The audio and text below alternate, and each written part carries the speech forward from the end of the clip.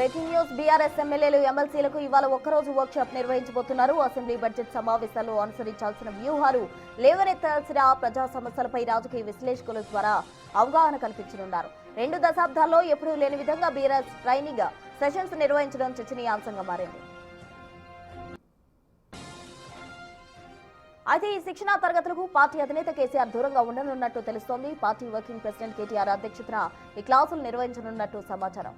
భవిష్యత్ లీడర్ కేటీఆర్ కావడంతో ఆయనకే పూర్తి బాధ్యతలు అప్పగించిన కేసీఆర్ శిక్షణా బాధ్యతలు సైతం కేటాయించినట్టు తెలుస్తోంది. మాజీ మంత్రి హరీష్ రావుకు సైతం సభ్యుల కోఆర్డినేషన్ బాధ్యతలు అప్పగించినట్టు సమాచారం.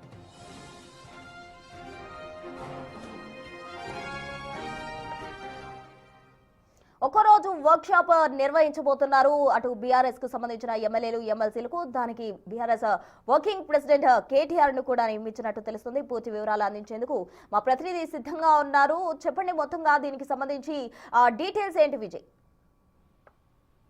అయితే అసెంబ్లీలో ఇటు బీఆర్ఎస్ నేతలు అలాగే అటు శాసన మండలిలో బీఆర్ఎస్ కు సంబంధించినటువంటి ఎమ్మెల్సీలు అనుసరించాల్సినటువంటి విధానాలు, అలాగే పార్టీని మరింత బలోపేతం చేసేటువంటి విధంగా ముఖ్యంగా ఏదైతే ఇప్పటి వరకు జరిగినటువంటి అంశాలు ఉన్నాయో వాటిపైన కూడా ప్రభుత్వానికి సంబంధించినటువంటి వైఫల్యాలను లేవనెత్తేందుకు కూడా ఈ యొక్క వర్క్ షాప్ అయితే నిర్వహిస్తా ఉన్నారు. ఇందులో ముఖ్యంగా బీఆర్ఎస్ పార్టీకి సంబంధించి ముఖ్యమైనటువంటి నేతలు ఎవరైతే ఉన్నారో అటు ఫ్లోర్ లీడర్ వివేకానంద గౌడ్ కావచ్చు, డిప్యూటీ ఫ్లోర్ లీడర్ ఇటు హరీష్ రావు కావచ్చు, వీళ్ళందరితో కూడా కోఆర్డినేట్ చేసుకుంటూ ఎవరి తర్వాత ఎవరు మాట్లాడాలి, ఏ అంశాలపైన మాట్లాడితే బాగుంటుంది అనేటువంటి దానిపైన కూడా ఇప్పుడు బీఆర్ఎస్ పార్టీ తొలిసారి ఎమ్మెల్యేలు ఎమ్మెల్సీలకు వర్క్ షాప్ నిర్వహిస్తా ఉంది. అయితే దీనికి పార్టీ అధినేత కేసీఆర్ హాజరవుతారని చెప్పేసి మొదట అందరూ అనుకున్నారు, కానీ సో ఇప్పుడు హాజరవ్వట్లేదని చెప్పేసి ఒక క్లారిటీ అయితే వచ్చింది. ఇది మొత్తం అంతా కూడా పార్టీ వర్కింగ్ ప్రెసిడెంట్ కేటీఆర్ అధ్యక్షునే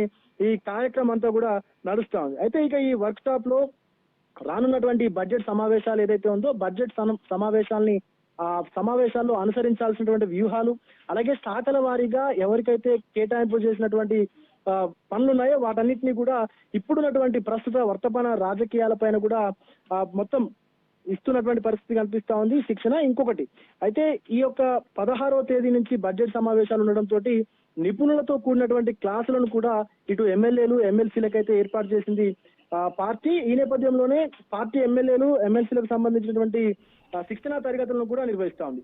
సబ్జెక్టుల వారీగా నిపుణులు సైతం ఎంపిక చేసినట్టు కూడా కొంత సమాచారం అయితే అందుతా ఉంది.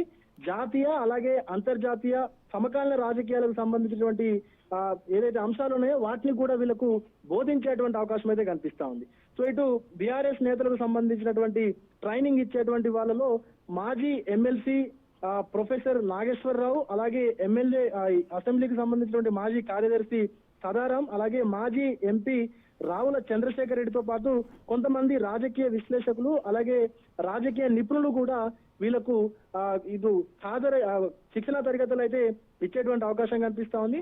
అయితే మొదట అందరూ కూడా కేసీఆర్ ఖచ్చితంగా ఈ శిక్షణ తరగతులకు హాజరయ్యి ఆయనకు సంబంధించినటువంటి ఏదైతే ఎక్స్పీరియన్స్ ఉందో, అంటే గతంలో ఆయన ఉద్యమం సమయం నుంచి పనిచేసినటువంటి నాయకుడు కాబట్టి ఖచ్చితంగా ఆయనకు ఉన్నటువంటి 2-3 దశాబ్దాల రాజకీయ ఏదైతే ఎక్స్పీరియన్స్ ఉందో దాన్ని కూడా ఖచ్చితంగా ఇటు నేతలకు చెప్తారు అని చెప్పేసి అయితే మొదట అందరూ అనుకున్నారు, కానీ తర్వాత కేసీఆర్ రావట్లేదు అని చెప్పేసి తెలియడంతో కొంత నేతలు అసంతృప్తిలో ఉన్నట్టుగా కూడా మనకు స్పష్టమైతే కనిపిస్తా ఉంది. ఒక్కొక్కరుగా ఇప్పటికే అటు నగర శివార్లో ఉన్నటువంటి ఓ రిసార్ట్, గోల్కొండ రిసార్ట్ లో అయితే ఇప్పటికే ఒక్కొక్క నేత కూడా చేరుకుంటా ఉన్నారు. ఇప్పటికే ఇటు పార్టీ వర్కింగ్ ప్రెసిడెంట్ కేటీఆర్ తో పాటు deputy floor leader Harish Rao కూడా చేరుకున్నారు.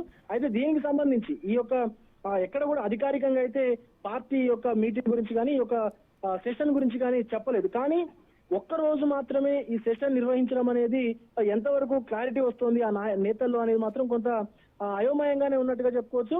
ఎందుకంటే విజయ్, అసలు ఎప్పుడు లేని విధంగా ఇలా శిక్షణా తరగతులు పెట్టడం వెనక ఆంతర్యం ఏంటి? బీఆర్ఎస్ హయాంలో ఎప్పుడు కూడా ఇటువంటి శిక్షణా తరగతులు ఏర్పాటు చేయని క్రమంలో ఇప్పుడు పెట్టడం వెనక ఉద్దేశం ఏంటి?